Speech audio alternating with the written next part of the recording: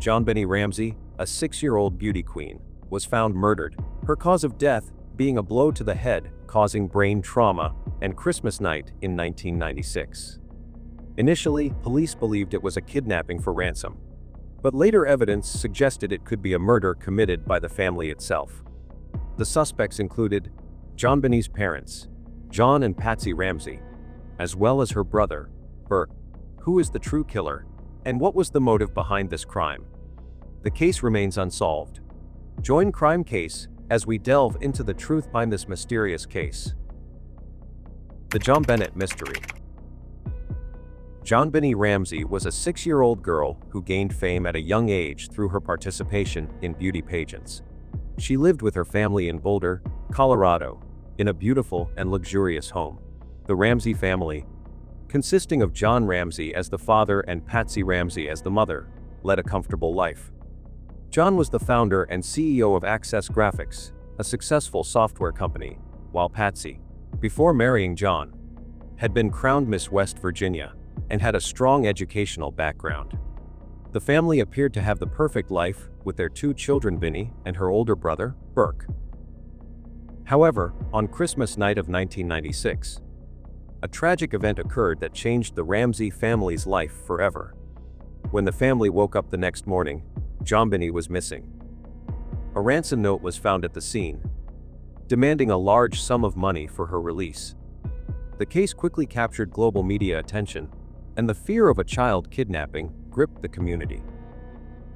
However, as the investigation proceeded, JonBenét's body was discovered in the basement of her own home, just hours after the kidnapping was reported. Initially, the police suspected this was a kidnapping for ransom. The ransom note requested exactly $118,000 USD, which coincidentally matched the amount of bonus John Ramsey had received that year. However, things quickly took a strange turn when JonBenét's body was found inside the house, and numerous inconsistencies started to emerge. Evidence at the crime scene didn't align with the typical elements of a kidnapping. In fact, the investigation shifted directions when police began to suspect that the Ramsey family, especially the parents, could have been involved in the murder. The case grew more complicated as odd details emerged in the ransom note and the behavior of the family members following the tragedy. These anomalies sparked widespread debate, and many questions arose about whether the true killer was outside the family or within it. As a case involving the family, it quickly became a complex criminal investigation. Although the police initially focused on the family, several clues and details pointed toward an external perpetrator. This opened the door for further investigation into possible suspects beyond the immediate family. But what started as a kidnapping turned into a murder investigation, and the discovery of JonBenét's body within the family's home raised new questions. Could someone from the family be responsible? Was it someone else who had access to the home? Today, we will continue to dive into the potential suspects, the motives behind the crime, and the methods used to carry out such a brutal act. We will explore the complex relationships within the Ramsey family to determine whether any of them could truly be the perpetrator, or if an outsider is to blame. The first person to be suspected and noticed by the police was John Ramsey. John Ramsey, the father of JonBenét, was a successful businessman and the founder of Access Graphics, which was later acquired by Lockheed Martin.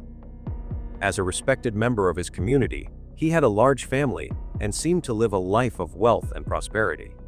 However, after JonBenét's tragic death, many theories emerged surrounding his possible involvement. One of the most widely discussed motives is the idea that JonBenét's death might have been an accident, perhaps caused during a heated argument between father and daughter.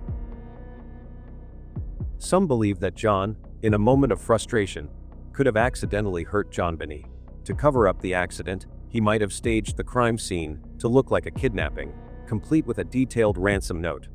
The note itself was highly suspicious, as it demanded 118,000, a figure nearly identical to the bonus John received that year, indicating the writer had intimate knowledge of the Ramsey family's finances. Additionally, John's immediate behavior raised questions. He was the one to discover JonBenet's body in the basement, and he brought her upstairs, disturbing the crime scene. This is considered highly unusual, as most parents would immediately secure the crime scene and work with law enforcement. John also delayed cooperation with investigators, refusing to undergo formal questioning until days later, which only fueled suspicions about his involvement. Despite providing DNA samples and later participating in interviews, his initial reluctance to cooperate with the investigation led many to question whether he was trying to hide something. Another theory suggests that John might have been frustrated with JonBenet's growing involvement in beauty pageants, a field in which his wifey was deeply invested. This resentment could have built up over time, and some speculate that it contributed to the tragic event. As a wealthy businessman, John faced enormous pressure, which might have added to the emotional strain. However, no concrete evidence directly supports this theory, and much of the speculation remains tied to the pressures of living in the public eye.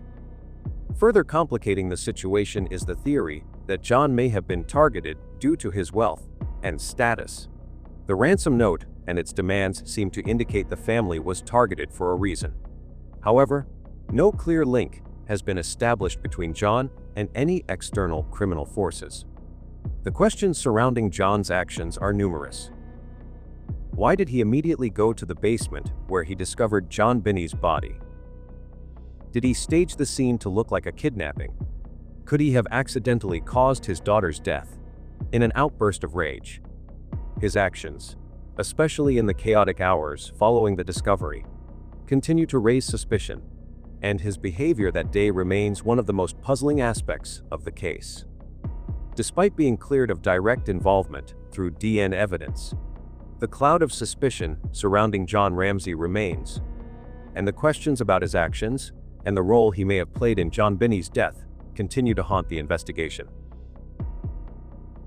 Patsy Ramsey. Patsy Ramsey, the mother of JonBenét, was a former beauty queen and deeply involved in her daughter's pageant career. Known for her public efforts to maintain a picture-perfect family image, Patsy was often seen as a doting mother who appeared determined to raise her daughter to be a beauty queen, just as she had been. However, many theories about her involvement in JonBenet's death have emerged over the years, primarily centered around the idea that Patsy may have been overwhelmed by the pressures of her daughter's public life and personal expectations. One popular theory suggests that Patsy might have killed JonBenét in a fit of rage, possibly triggered by an incident involving JonBenét wetting the bed. This theory gained traction because of the reports that JonBenét had a history of bedwetting, a behavior that reportedly caused tension between mother and daughter. Some speculated that an argument over this issue might have escalated into an accidental or intentional act of violence. Moreover, others believe that Patsy, deeply invested in her daughter's success in beauty pageants, may have felt immense pressure to live up to her expectations. The idea that JonBenét was becoming a pageant princess could have caused Patsy to become frustrated, which could have led to a tragic outburst. The ransom note, found at the crime scene, has been a central piece of evidence pointing toward Patsy. The note was written on a notepad belonging to Patsy, a detail that fueled suspicions that she may have staged the crime scene to make it appear as though JonBenét was kidnapped. The ransom note's bizarre tone and demands, which included a sum of $118,000, the exact bonus amount John Ramsey received that year, seemed highly unusual and inconsistent with a typical kidnapping. Some believe that the note could have been designed to divert attention from Patsy's potential involvement and protect the family's reputation by framing the crime as an external attack, rather than an internal tragedy. Patsy's behavior in the hours following JonBenet's death has also raised suspicions.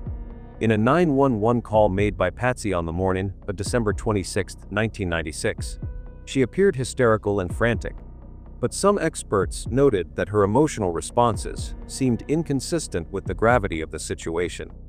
During the call, she screamed for help, but there were moments where it sounded as though she had control over her emotions, and seemed more rehearsed than someone in immediate distress. This has led to questions about whether Patsy's reaction was part of a broader attempt to cover up the truth. Additionally, in interviews and public appearances, Patsy was frequently seen as trying to maintain the family's image, which has made some question whether her public persona was hiding a darker truth.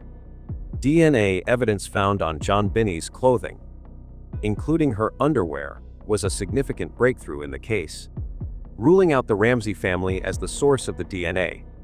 While this excluded the family from being direct contributors to the crime scene, it did not completely absolve Patsy of suspicion. The foreign DNA, however, pointed toward the possibility of an intruder, raising further questions about whether Patsy, in her grief and panic, could have staged the crime scene to mislead investigators or protect someone within the family. Ultimately, the key questions surrounding Patsy Ramsey's involvement in the case revolve around whether the ransom note was a deliberate attempt to distract from her role in the crime, and whether her behavior after the murder was truly the result of extreme duress or part of a calculated attempt to protect someone else in the family. The mystery remains, and while Patsy passed away in 2006, the questions surrounding her role in JonBenet's death continue to be a source of intrigue and debate. Burke Ramsey. Burke Ramsey, JonBenet's older brother, was just 9 years old at the time of his sister's death, but his behavior and involvement in the case have been the subject of much scrutiny and speculation. Although Burke was reportedly distant from JonBenét, some have theorized that he could have been involved in her death, either intentionally or unintentionally.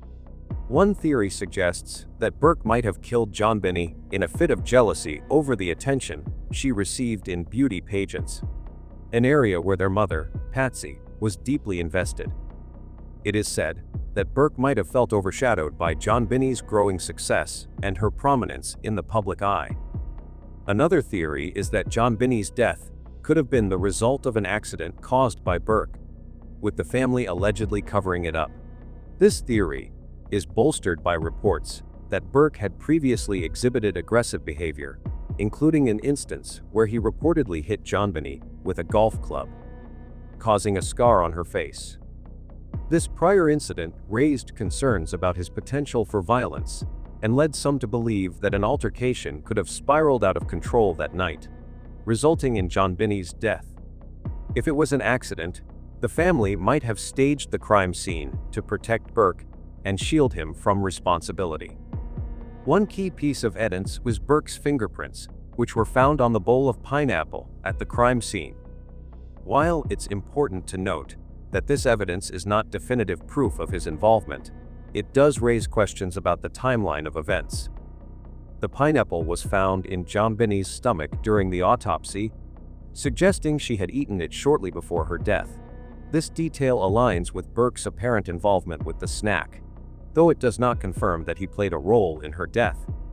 Burke's interviews, both at the time of the murder and in subsequent years, have also raised red flags. During his interview with police, he was notably detached and untroubled, showing little emotion about his sister's death. In one interview, Burke was recorded saying, "I know what happened," but then refused to elaborate further, a comment that left many wondering what he might have known or been involved in. His lack of emotional response to such a traumatic event has led some behavioral analysts to suggest that his behavior might have been indicative of guilt or a desire to cover up the truth.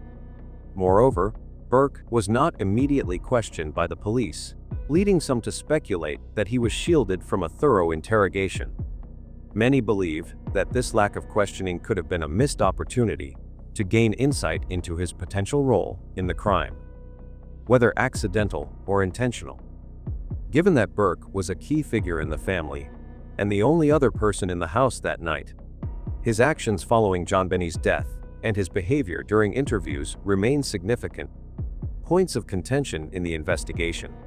Ultimately, the key questions surrounding Burke's involvement in JonBenét's death are: why he was not questioned more thoroughly by police, and whether his actions, both during and after the murder, suggest that he was involved in some way. Whether his involvement was intentional or accidental, the mystery surrounding Burke's role in the case remains a central element of debate over JonBenet's tragic death. Gary Olivia. Gary Oliva, a convicted sex offender who lived near the Ramsey family in Boulder, Colorado, has long been considered a potential suspect in the murder of JonBenét Ramsey. Oliva had a history of mental illness and a disturbing obsession with young girls, which included previous criminal convictions for sexual assault. His proximity to the Ramsey family, combined with his criminal background, raised suspicions that he may have been the perpetrator of JonBenet's murder. One of the key factors linking Oliva to the crime is his possession of a stun gun. The marks found on JonBenet's body, particularly on her lower back and cheek, were speculated to be consistent with those left by a stun gun. Oliva's possession of this weapon has led many to theorize that he may have used it to subdue JonBenét before killing her. This theory gained traction because a stun gun is a relatively rare and distinctive weapon, and the injuries found on JonBenet's body matched the kind of marks a stun gun would leave. In addition to the stun gun, Oliva's behavior and movements around the time of JonBenet's death also raised significant concerns. Oliva was known to have been in the vicinity of the Ramsey home around the time of the murder. Notably, he attended JonBenet's memorial, an act that struck many as highly suspicious given his criminal history and the proximity to the crime scene. His presence at the memorial was seen as an attempt to insert himself into the investigation and draw attention away from his potential involvement. Oliva's fixation on JonBenét was reportedly known to those around him, and there were several reports suggesting that he had an unhealthy obsession with her.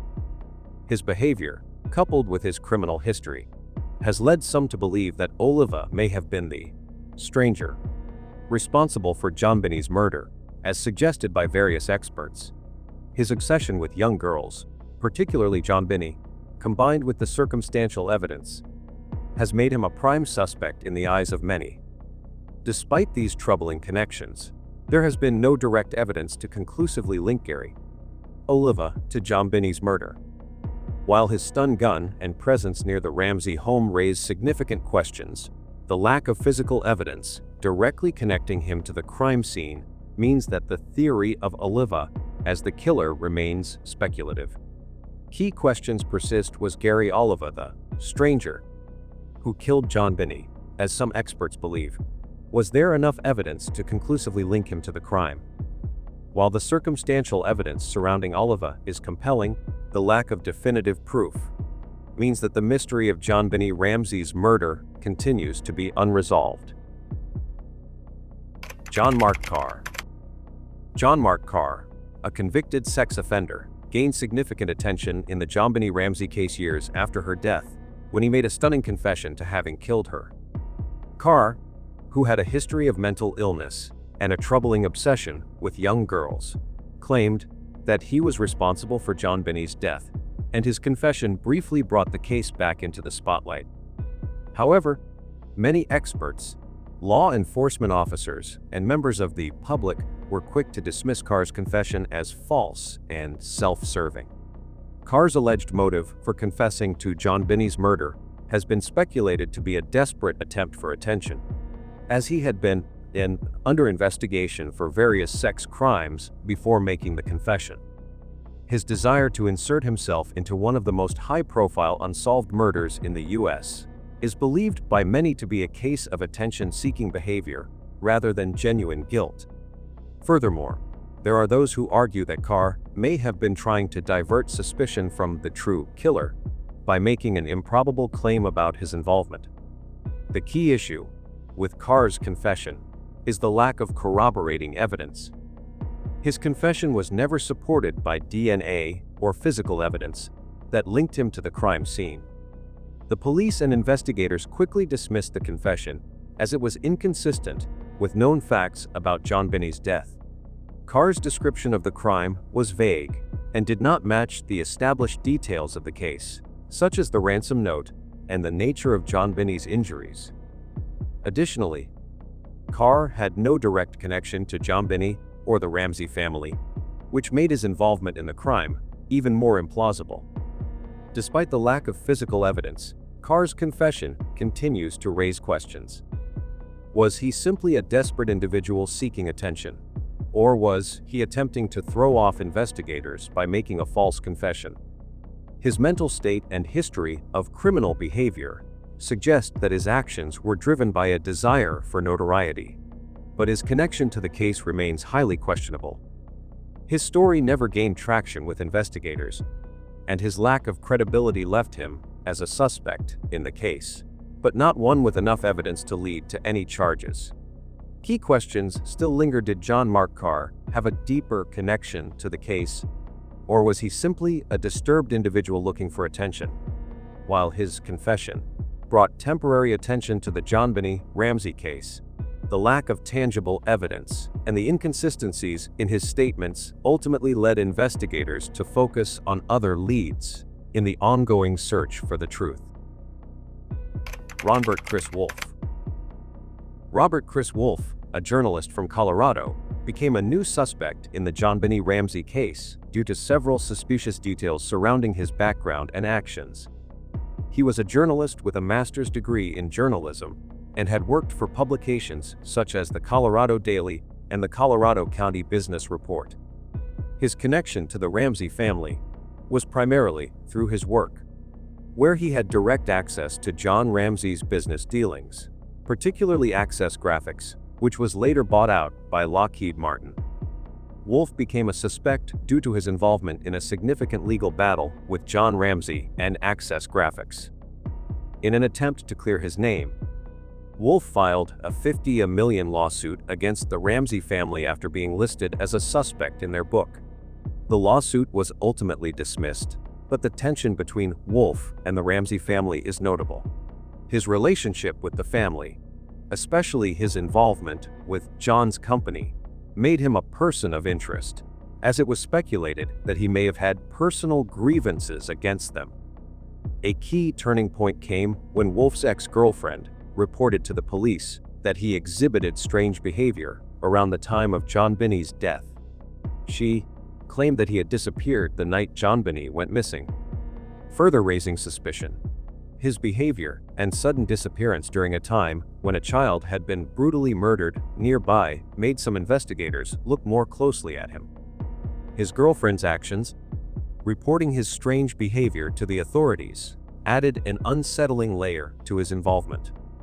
Although there is no direct evidence linking Wolf to JonBenét's murder, the fact that he had a history of erratic behavior, along with his connections to the family and his sudden disappearance that night, made him a plausible suspect in the case. Moreover, he was known to have an obsession with young girls, which only deepened the suspicion around him.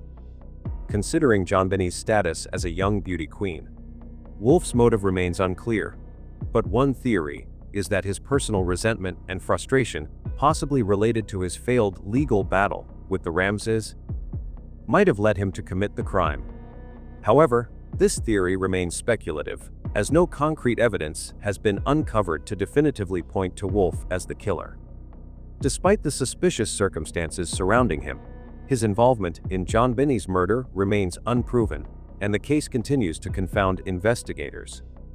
Key questions surrounding Wolf's potential involvement include: could his personal animosity toward the Ramsey family have been enough to drive him to murder? Was his disappearance during the night of JonBenét's disappearance a mere coincidence, or was it indicative of his guilt? Could his strange behavior in the days following JonBenét's death have been an unconscious attempt to cover up his involvement? Unidentified person outside the family. The intruder theory posits that an outsider, with no known connection to the Ramsey family, entered the house and killed JonBenét Ramsey. This theory suggests that a stranger, possibly driven by sexual motives or revenge, committed the crime. The theory was one of the most widely discussed, although no clear evidence directly links an intruder to the crime scene. Proponents of the intruder theory argue that a stranger may have been motivated by sexual desires or a personal vendetta against the Ramsey family. Some theories suggest that the intruder was watching JonBenét and planned the crime long in advance, potentially targeting her because of her public exposure as a beauty queen. Others speculate that the perpetrator may have been seeking revenge either against John Ramsey for his success in business or because of a personal grudge. One of the strongest pieces of evidence, often cited by supporters of the intruder theory, is the apparent signs of forced entry into the Ramsey home. There was a broken window found in the basement that could have allowed an intruder to gain access to the house. Additionally, a suitcase was found beneath the broken window, which some theorists believe could have been used by the intruder to help escape or enter the house without being detected. The theory further claims that the broken window and the disturbance of items inside the home suggest that the crime was perpetrated by an outside individual. While there were signs of a struggle at the crime scene, including the ligatures around JonBenét's neck and the marks found on her body, no direct evidence, such as fingerprints or DNA, was found that conclusively pointed to an intruder. There was no physical trace linking anyone to the crime scene, and the police were unable to identify a suspect outside of the Ramsey family. Despite these obstacles, proponents of the intruder theory argue that the lack of clear evidence doesn't mean an intruder was not involved, especially when considering the possibility of the crime being staged. The key questions surrounding the intruder theory are whether it is truly possible for an intruder to have evaded the police and left the scene undetected, or if the crime scene was staged to look like a kidnapping. Investigators have often questioned how a stranger could have entered the home, committed the murder, and left without leaving any clear trace. Some also wonder if the crime scene was manipulated by the perpetrator to throw off suspicion from the family and make it appear as if JonBenét had been abducted by an outsider. The evidence for the intruder theory is largely circumstantial, with proponents focusing on the idea that certain aspects of the crime scene not fit the typical patterns of a domestic crime. However, given the lack of physical evidence, many experts continue to question whether the intruder theory is a plausible explanation for JonBenét's tragic death. The intruder theory posits that an outsider, with no known connection to the Ramsey family, entered the house and killed JonBenét Ramsey. This theory suggests that a stranger, possibly driven by sexual motives or revenge, committed the crime. The theory was one of the most widely discussed, although no clear evidence directly links an intruder to the crime scene. Proponents of the intruder theory argue that a stranger may have been motivated by sexual desires or a personal vendetta against the Ramsey family. Some theories suggest that the intruder was watching JonBenét and planned the crime long in advance, potentially targeting her because of her public exposure as a beauty queen. Others speculate that the perpetrator may have been seeking revenge either against John Ramsey for his success in business or because of a personal grudge. One of the strongest pieces of evidence, often cited by supporters of the intruder theory, is the apparent signs of forced entry into the Ramsey home. There was a broken window found in the basement that could have allowed an intruder to gain access to the house. Additionally, a suitcase was found beneath the broken window, which some theorists believe could have been used by the intruder to help escape or enter the house without being detected. The theory further claims that the broken window and the disturbance of items inside the home suggest that the crime was perpetrated by an outside individual. While there were signs of a struggle at the crime scene, including the ligatures around JonBenét's neck and the marks found on her body, no direct evidence, such as fingerprints or DNA, was found that conclusively pointed to an intruder. There was no physical trace linking anyone to the crime scene, and the police were unable to identify a suspect outside of the Ramsey family. Despite these obstacles, proponents of the intruder theory argue that the lack of clear evidence doesn't mean an intruder was not involved, especially when considering the possibility of the crime being staged. The key questions surrounding the intruder theory are whether it is truly possible for an intruder to have evaded the police and left the scene undetected, or if the crime scene was staged to look like a kidnapping. Investigators have often questioned how a stranger could have entered the home, committed the murder, and left without leaving any clear trace. Some also wonder if the crime scene was manipulated by the perpetrator to throw off suspicion from the family and make it appear as if JonBenét had been abducted by an outsider. The evidence for the intruder theory is largely circumstantial, with proponents focusing on the idea that certain aspects of the crime scene not fit the typical patterns of a domestic crime. However, given the lack of physical evidence, many experts continue to question whether the intruder theory is a plausible explanation for JonBenét's tragic death. Police investigation direction. At the outset of the investigation into JonBenét Ramsey's murder, the Boulder Police Department directed its attention towards the Ramsey family, particularly the parents, John and Patsy, and their son, Burke. Several factors contributed to this initial suspicion, including the ransom note, unusual behavior exhibited by the family, and inconsistencies in their statements. One of the key elements that drew suspicion was the ransom note itself. The note demanded exactly a $118,000, an amount suspiciously close to John Ramsey's Christmas bonus for that year.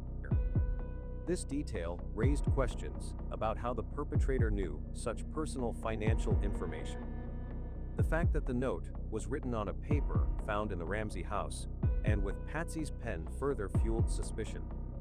Critics of the police investigation noted that this detail suggested the possibility that Patsy may have written the note herself, in an attempt to stage the crime to look like an external kidnapping. Additionally, there were concerns about the Ramsey family's behavior in the aftermath of the crime. For example, John Ramsey discovered JonBenét's body in the basement and immediately carried it upstairs, disturbing what could have been important forensic evidence. This action was seen as odd, as it was widely believed that parents should secure the crime scene and not interfere with potential evidence. Moreover, John's reluctance to immediately cooperate with police, such as delaying his formal interviews and providing DNA samples only after some pressure, raised further doubts. The Ramsey family's reluctance to fully cooperate with investigators, their immediate actions after JonBenét's body was discovered, and the way they handled the crime scene all became focal points of suspicion. These factors led to intense speculation that the family might have been involved in the crime, either directly or indirectly. However, as the investigation progressed, DNA evidence emerged that excluded the Ramsey family as the source of the foreign DNA found at the crime scene. In 2008, the Boulder District Attorney's Office officially cleared the Ramsey family of any involvement, citing the DNA evidence as a significant breakthrough in the case. Despite this, the initial suspicions surrounding the Ramsey family persisted for years, largely due to the nature of the crime scene and their behavior in the hours after JonBenét's death. The lack of concrete physical evidence or a confession also left lingering doubts, which continue to fuel theories about the family's potential involvement in the murder. While the DNA evidence exonerated the Ramsey family to some extent, the case remains unsolved, and the questions surrounding their behavior and the mysterious ransom note continue to be debated in the ongoing search for the truth. The intruder theory, widely supported by some investigators, including renowned detective Lou Smith, posits that JonBenét Ramsey's murder was committed by a stranger who entered the family home. This theory suggests that the crime was carried out by an individual with no prior connection to the Ramsey family, and there are several key elements in the case that fuel this hypothesis. First, there were physical signs at the crime scene that indicated the possibility of an outsider's involvement. A broken window in the basement was discovered, which some theorists believe was the point of entry for the intruder. The presence of a suitcase beneath the broken window suggested that the intruder might have used it to either gain entry or assist in leaving the scene undetected. These factors, combined with the fact that no members of the Ramsey family were known to have gone into the basement after the crime, suggested the potential for an outsider's involvement. Another piece of evidence supporting the intruder theory is the discovery of a stun gun mark on JonBenet's body. Lou Smith, who was hired by the Boulder District Attorney's Office to investigate the case, pointed to the unusual injuries on JonBenet's body, suggesting that a stun gun, which had been found in the possession of some potential suspects, may have been used to incapacitate her. The marks on JonBenet's body were consistent with those left by a stun gun, which further fueled the theory that an intruder had used this device to subdue her before committing the murder. Moreover, DNA evidence found on JonBenet's underwear did not match any member of the Ramsey family, and this piece of evidence was pivotal in reinforcing the idea of an intruder. The DNA was later analyzed in 2003, and its foreign origin suggested that it could have belonged to an outsider. However, while this was a key finding, it was not enough to direct link the DNA to any known suspect, leaving the theory as speculative but still plausible. Despite the compelling evidence, the intruder theory gradually lost traction due to several factors. The crime scene was heavily compromised, particularly by the actions of the Ramsey family, who inadvertently disrupted the investigation by moving JonBenet's body and allowing Frous to enter the house before the police had secured the scene. This caused the loss of potential physical evidence, such as fingerprints and footprints, which could have helped identify the intruder. Furthermore, the lack of direct evidence linking a specific intruder to the crime raised questions. No clear forensic evidence was found to confirm that someone had broken into the house and committed the murder. While the presence of DNA from an unknown male and the possibility of a stun gun were crucial leads, they did not provide enough solid proof to identify the killer. In conclusion, although the intruder theory remains a possibility, the absence of a concrete suspect, coupled with the evidence being inconclusive and the compromised crime scene, led investigators to abandon this line of inquiry. The lack of clear, irrefutable evidence means that the theory, while compelling, could not be definitively proven. Thus, the search for the true perpetrator continues, with the intruder theory becoming one of the many unanswered questions in the JonBenét Ramsey case. In 2006, John Carr, a convicted sex offender, made headlines when he confessed to the murder of JonBenét Ramsey. His confession sparked a flurry of media attention, reviving the case that had remained unsolved for nearly a decade. Carr, who had a history of mental instability and an unhealthy obsession with young girls, claimed that he was the one who killed JonBenét. His confession, however, was met with skepticism and ultimately dismissed by law enforcement due to a lack of evidence and inconsistencies in his statements. Carr's confession was vague and failed to align with key details known about the crime. For example, Carr initially claimed he had been alone with JonBenét, but his description of events did not match the known facts about the crime scene. He also gave details about JonBenét's death that were either incorrect or had been publicly available through the media, raising doubts about the authenticity of his confession. A crucial element of the investigation was DNA evidence. After Carr was apprehended and brought to the US from Thailand, his DNA was tested against samples collected from the crime scene. The results were conclusive. Carr's DNA did not match any of the DNA found on JonBenét's body or at the crime scene. This was a decisive blow to Carr's credibility as a suspect. His confession could not be substantiated by physical evidence, and without any clear link between him and the crime, investigators quickly dismissed him as a viable suspect. Moreover, Carr's history of mental illness and previous criminal behavior further complicated the situation. Many experts speculated that Carr's confession was an attempt to insert himself into one of the most high-profile unsolved murders in the US. His obsession with JonBenét, combined with his desperate need for attention, likely led to his fabricated confession.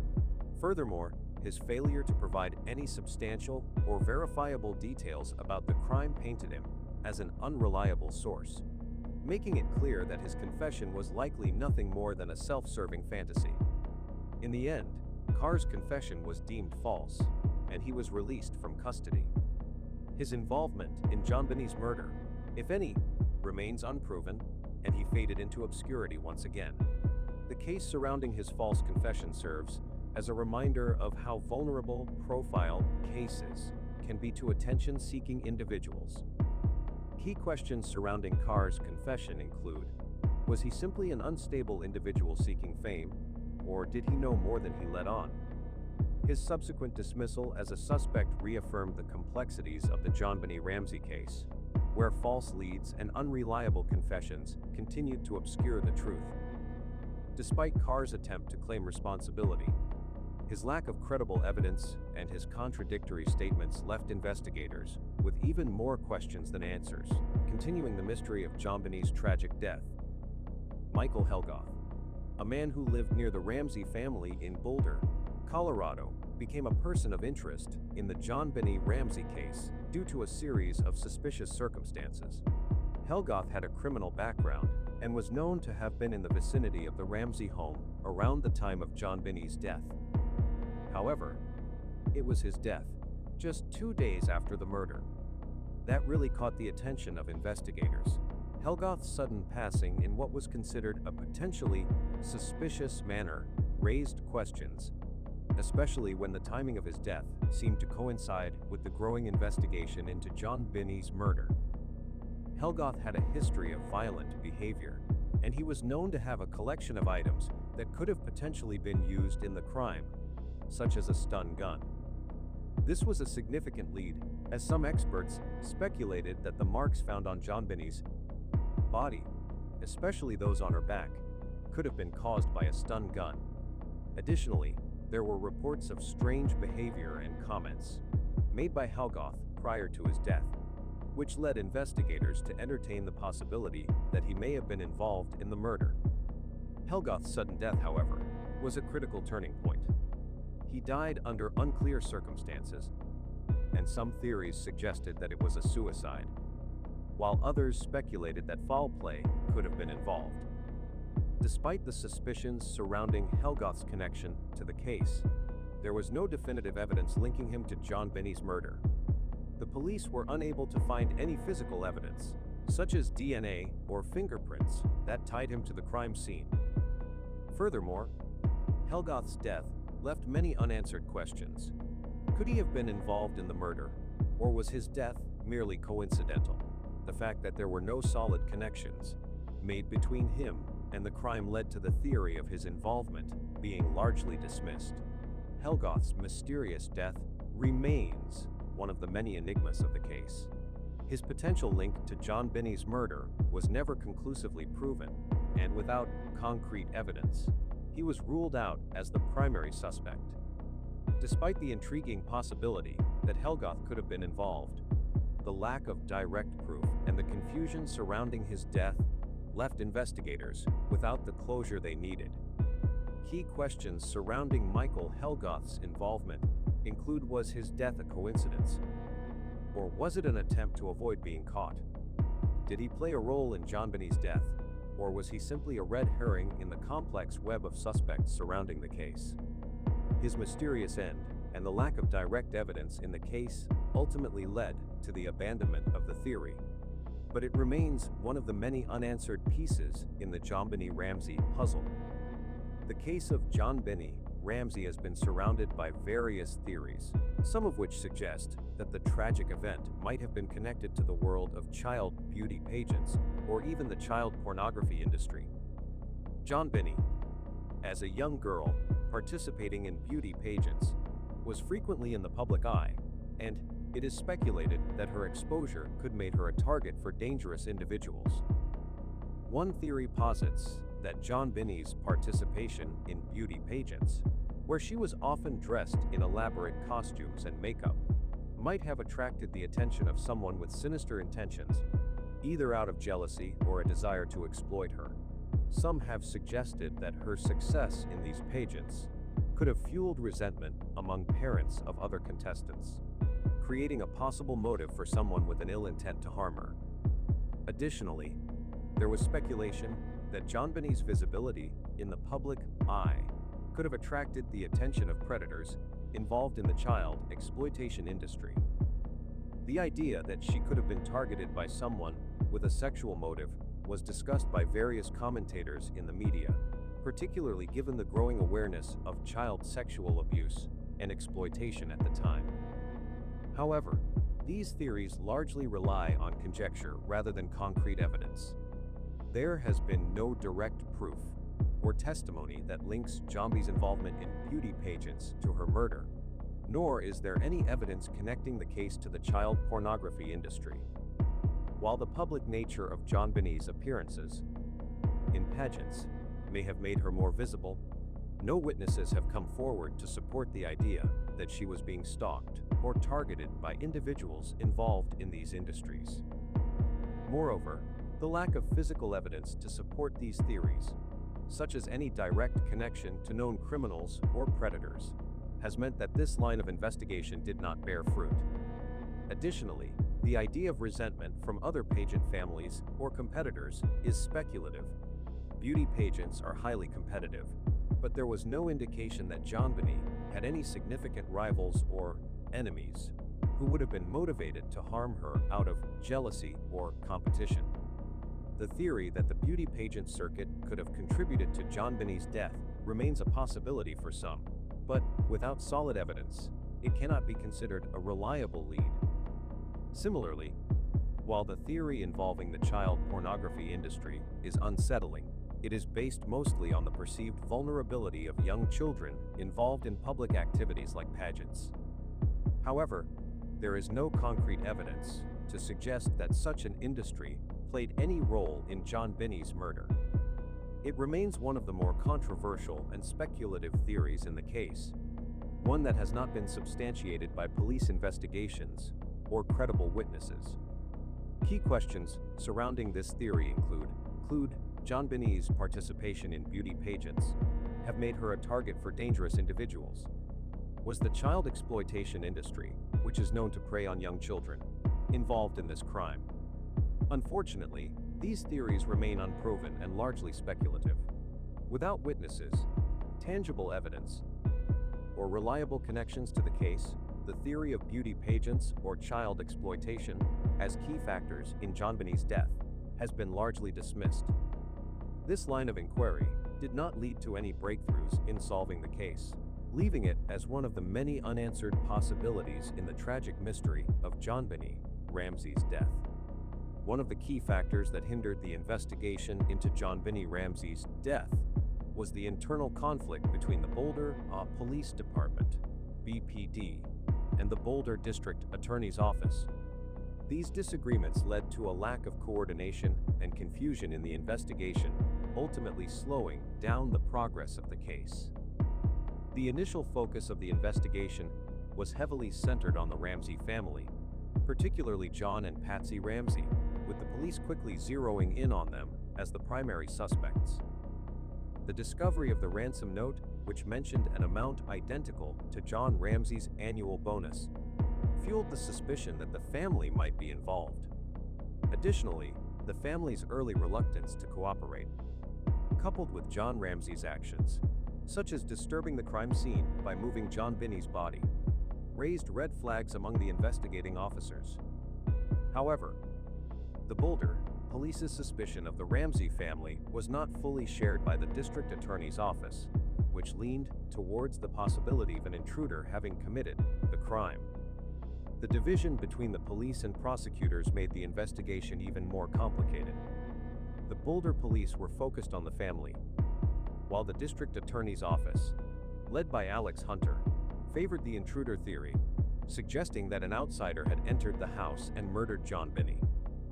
This discord led to inconsistent strategies and a lack of unified effort in the investigation. For example, while the police focused on gathering evidence to implicate the Ramsey family, the district attorney's office pushed for investigating of an intruder and offered support to Lou Smith, a private detective who believed an intruder was responsible for the murder. The lack of cooperation between these two agencies resulted in important investigative tasks being neglected or delayed. The police and prosecutors were essentially working at cross purposes, making it difficult to focus on leads that could have been crucial in solving the case.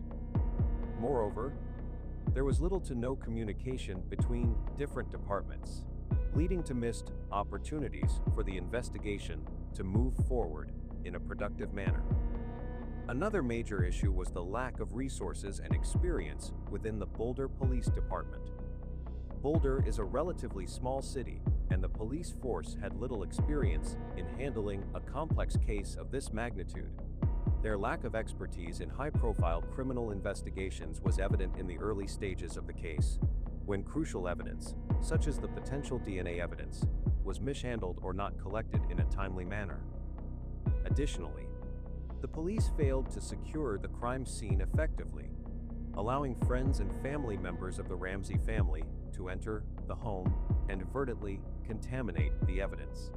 The lack of resources also extended to the inability of the Boulder police to conduct a thorough investigation into alternative suspects. While they focused on the Ramsey family, other leads, such as Gary Oliva, Michael Helgoth, and the intruder theory, were not pursued with the same intensity. The failure to properly investigate these leads allowed the case to remain open for years without significant progress. Despite the internal conflicts and lack of resources, the case eventually garnered national attention, which led to additional investigative efforts. However, by then, critical evidence had already been compromised, and the case became more challenging to resolve. The constant shifting of focus between the family and external suspects, combined with a lack of a coordinated approach, created significant obstacles in solving JonBenet's murder.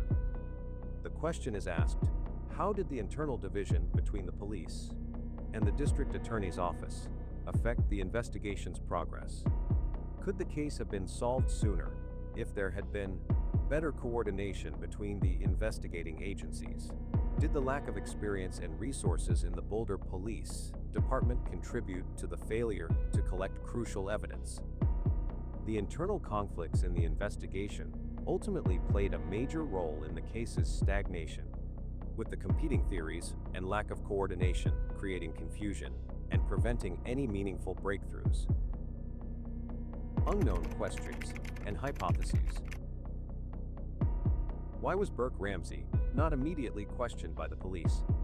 Burke was not questioned initially because the police might have believed the family's statement and did not consider him a suspect. The focus was initially on the ransom note and the idea of an outsider intruder. Burke was never asked if he had heard anything that night and was not subjected to a thorough police interrogation. This was a significant oversight.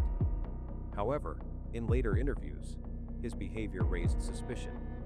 His calm demeanor and lack of concern about his sister's death were unusual, given the circumstances. Also, the fact that he was shielded from questioning created further doubts about his involvement. What role did Patsy Ramsey play in the crime scene staging? Patsy might have staged the crime scene to cover up an accidental death, possibly caused by Burke, or in a fit of rage towards JonBenét. She may have written the ransom note in an attempt to divert attention from a family-related motive. The ransom note was written on Patsy's notepad and with her pen. This raised suspicion that she may have staged the scene to make it look like an external kidnapping. However, there is no direct evidence linking her to the murder, and the DNA found at the scene excluded her and the family from the crime. Patsy's behavior during the 911 call and interviews was also scrutinized, with some believing her emotional responses were inconsistent with the gravity of the situation. However, others argue she could have been under extreme stress. Why was John Ramsey so quick to move JonBenét's body? John Ramsey may have been trying to protect the family from being linked to the crime. The quick removal of the body could indicate a possible cover-up of an accidental death. John Ramsey discovered JonBenét's body in the basement and immediately brought it upstairs, disturbing the crime scene. According to police reports, John showed a lack of cooperation in the early stages of the investigation, especially when it came to answering questions and providing evidence. This led to suspicions that he was trying to control the narrative by quickly moving the body and preventing the authorities from collecting evidence from the crime scene. Could an intruder have evaded detection by the police and left no trace? While the intruder theory suggests a stranger might have committed the crime, it is highly unlikely that such an intruder could have entered the home without leaving any trace of evidence. The police were never able to find physical evidence linking an outsider to the crime scene. There were signs of a broken window, but the lack of any significant evidence pointing to an intruder raises doubts. Lou Smith, an investigator, suggested that an intruder entered through the basement window, but there was no forensic evidence to support this. The cobwebs found on the window were intact, meaning it had not been disturbed by anyone entering or exiting. This contradiction makes the intruder theory less plausible. Was there any connection between the Ramsey family's wealth and the ransom demand? The ransom demand, specifically for $118,000, was linked to John Ramsey's wealth and his annual bonus. This suggests that the crime may have been financially motivated. The exact amount demanded in the ransom note, $118,000, was eerily close to John Ramsey's annual bonus. This connection could suggest that the perpetrator had some knowledge of John's financial situation. However, the ransom note's strange and complicated demands, including the request for 118,000 in specific denominations, made the case appear more like a staged crime than a genuine kidnapping for money. How did the media's portrayal of the Ramsey family impact the investigation? The media frenzy surrounding the case may have influenced both public perception and the direction of the investigation, with a disproportionate focus on the Ramsey family as potential suspects. The media circus began almost immediately after JonBenet's body was found, with the Ramsey family being thrust into the spotlight. They were constantly under scrutiny, and their every move was covered by the press. This intense media focus likely shaped public opinion and created pressure for law enforcement. Additionally, the family's media interviews, such as their appearance on CNN, were heavily criticized for possibly diverting attention from a more serious investigation into their involvement. What is the significance of the DNA found at the crime scene? The DNA found on JonBenet's underwear could point to an intruder, as it did not match any member of the Ramsey family. But this does not conclusively exonerate the family or prove that the DNA was from the killer. The DNA found on JonBenet's underwear was not linked to the Ramsey family, which could suggest the involvement of an outsider. However, this finding was not definitive enough to link any particular individual to the crime.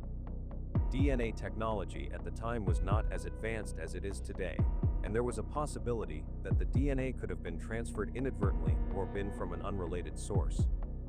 Therefore, this piece of evidence does not rule out the Ramsey family's involvement or point directly to a stranger. Why did the Boulder Police Department seem to focus primarily on the Ramsey family? The police may have focused on the Ramsey family due to their wealth, status, and the perceived likelihood that they might have been involved in the crime. This may have clouded the investigation and led them to overlook other leads. The Boulder police were quick to zero in on the Ramsey family, largely ignoring other potential suspects. Early on, there was a strong public belief that the family had committed the crime, which influenced the investigation. The police may have been biased, focusing on the Ramseys rather than pursuing alternative theories, such as the possibility of an intruder. This focus on the family hindered the investigation and led to questions about the integrity of the investigation. Did the grand jury's decision not to indict the Ramsey family reflect the truth? The grand jury's decision to indict the Ramsey family, despite no charges being filed, suggests that there was enough evidence to warrant suspicion, but not enough to press charges. In 1999, the grand jury voted to indict John and Patsy Ramsey for charges related to their daughter's death, but the Boulder district attorney chose not to proceed with the indictment. This decision was controversial, with many questioning why the charges were not filed despite the grand jury's recommendation. Some believe that the district attorney's office, under public and political pressure, chose not to pursue the case against the Ramseys. Was there a possible cover-up in the handling of the investigation? There may have been intentional obstruction of the investigation, either by the Ramsey family or law enforcement, to cover up the true circumstances of JonBenet's death. There were several signs of mishandling in the investigation. The crime scene was contaminated when John Ramsey removed JonBenet's body from the basement, which could have compromised the investigation. Additionally, there were reports that the police did not fully cooperate with the investigation or did not pursue certain leads. This lack of thoroughness has led some to speculate that there was an intentional cover-up, either by the family or law enforcement, to protect certain individuals or avoid the embarrassment of the case. Let's share any questions, theories, or evidence you may have related to this case. Your insights could bring us one step closer to uncovering the truth behind JonBenét Ramsey's tragic death. In any high-profile case like JonBenét Ramsey's, there are always lingering questions and speculative theories that could change the course of the investigation. Despite years of speculation, the truth remains elusive. Here, we'll delve into some of the most pressing questions that have yet to be fully answered, as well as potential theories that could provide insight into the mystery. What happened in the hours before JonBenet's death? One of the most puzzling aspects of this case is the uncertainty surrounding the hours before JonBenét was killed. Her family reported her missing early in the morning, but there are inconsistencies in the timeline of events. What exactly happened after the family returned home from the Christmas party? Was JonBenét still awake when they arrived? And if so, why was she not immediately put to bed? How could she go missing without anyone noticing until hours later? Could this gap in time reveal something critical, or was it merely an oversight due to the chaotic circumstances? Was the ransom note truly written by the killer? The ransom note has been the subject of intense scrutiny. While it is presumed to have been written by the killer, could it have been written by someone trying to mislead the authorities? The note's specific demands, particularly the sum of 118,000, seem oddly personal and tailored to John Ramsey's financial situation. Was this an attempt to mask a domestic tragedy as a kidnapping? Or could the note have been planted by someone close to the family to redirect suspicion? The inconsistencies within the note, including its lengthy nature, continue to raise questions about the motivations behind it. Could JonBenét have been killed by someone she knew? Most murder investigations focus on those closest to the victim, and JonBenét's case is no different. Given the circumstances of her death, could it have been someone she knew well and even trusted? The fact that the crime scene seemed staged and that there was no apparent forced entry points to a possible insider. Was JonBenét's death a crime of passion by someone within the family, or was it an external threat that exploited the family's vulnerabilities?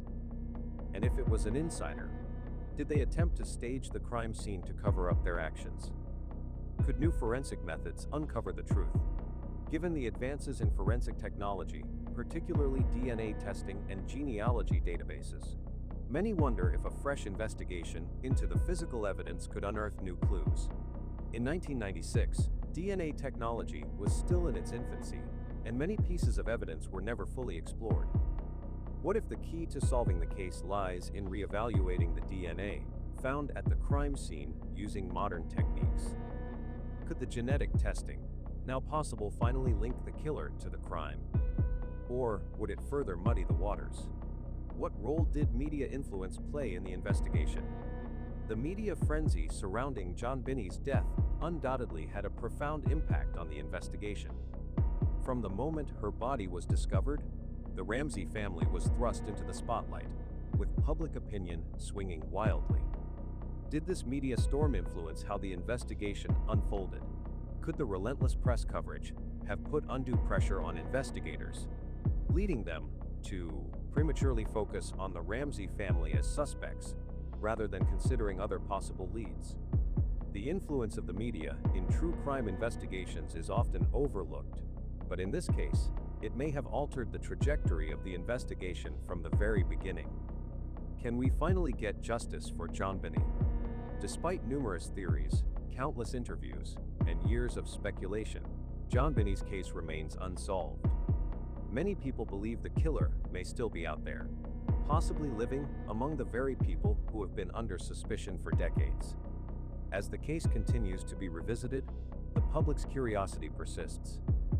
What will it take to uncover the truth? Will the new techniques in forensic science and modern investigative tools finally shed light on what happened that fateful night? As we continue to analyze the evidence and explore new leads, we urge our viewers to share any insights, theories, or evidence that could help crack this case. After all, the more minds that engage in the search for justice, the closer we get to uncovering the truth behind JonBenét Ramsey's tragic death. As we wrap up our deep dive into the JonBenét Ramsey case, we realize that despite years of investigation, the questions that surround her tragic death remain as perplexing as ever. Was the crime an inside job? Or did an intruder successfully slip past security and leave no trace? Did the ransom note truly reveal the killer's intentions? Or was it part of a larger cover-up? Burke Ramsey's behavior and the family's actions after JonBenét's death raise more questions than answers. While the DNA evidence found at the crime scene points to an outsider yet does not completely rule out the family's involvement. Could modern forensic technology finally bring us closer to the truth? Or will these unanswered questions continue to elude us? What role did the media play in shaping the investigation? Was it their unrelenting scrutiny that caused investigators to focus too quickly on the family and overlook other leads? And perhaps most importantly, can justice finally be served for JonBenét? With so much evidence, so many theories, and yet no concrete answers, this case remains one of the most haunting mysteries in true crime history. We invite you to share your insights, theories, or even new evidence that may have come to light. As a collective, we may yet uncover the truth that has remained hidden for so long. Thank you for joining us in this journey to explore the JonBenét Ramsey case. Stay tuned for more updates and continue to search for justice, because every small piece of the puzzle could bring us closer to answering the questions that have haunted us for over 2 decades.